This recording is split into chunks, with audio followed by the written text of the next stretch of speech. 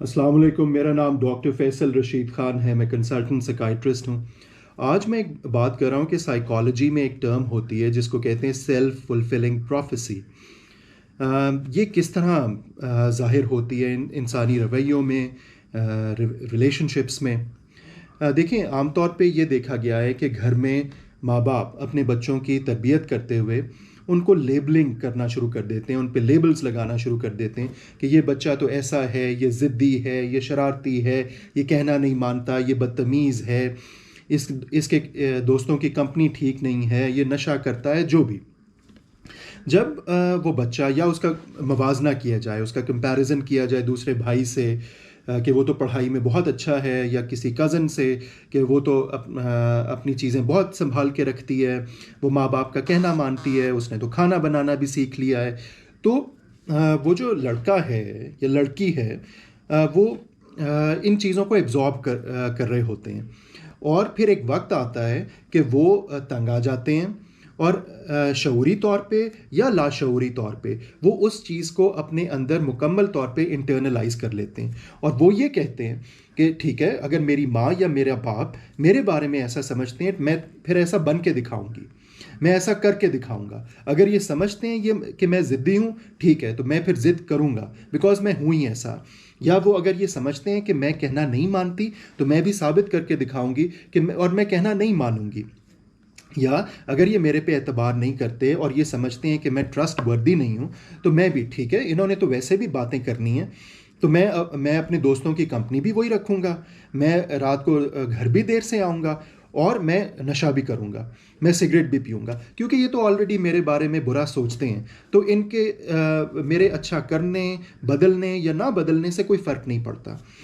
तो मकसद क्या है ये बात करने का? देखें, माँ बाप को ये बात सोचनी चाहिए कि वो अपने बच्चों से किस अंदाज में बात कर रहे हैं और अपने बच्चों से क्या बात कर रहे हैं। इसका उन पे असर क्या पड़ेगा, क्या इम्पैक्ट होगा उनकी जहनी सेहत पे, उनकी परवरिश पे।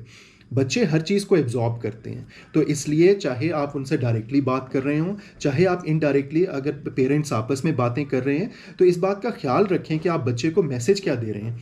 कभी भी कोई इंसान तनकीद से, बुरा भला कहने से, डांट से ठीक नहीं होता।